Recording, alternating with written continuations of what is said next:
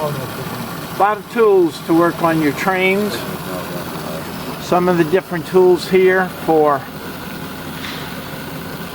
spacing your wheels. If you take them off, if you press them off like a pulley puller.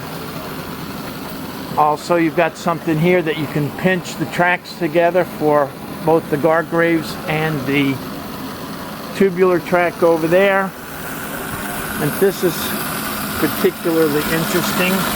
So you've got a dyno. It's not really a dyno, but you can lift the engine up off the rails and run it so you can test it.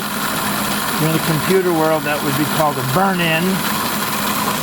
Here's their cord. So I bought one of these sets to run the engine in place.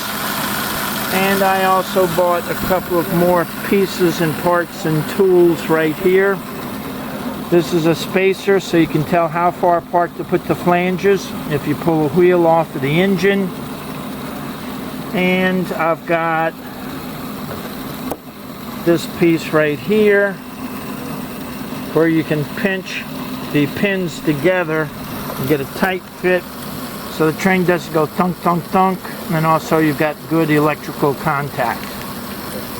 Here's the engine dyno. Again, not really a dyno, but you lift the engine up. It sits on these. Those are the risers to rise it or lift it up and down. It's a great idea. You can do it on American Flyer. I think that's a Pacific. And you can do it on bigger O-gauge, 3-rail O-gauge. And again, I think that's a Pacific. And then, of course, here's the big beauty, a big standard gauge. Thank you. Thank you, guys. Thank you.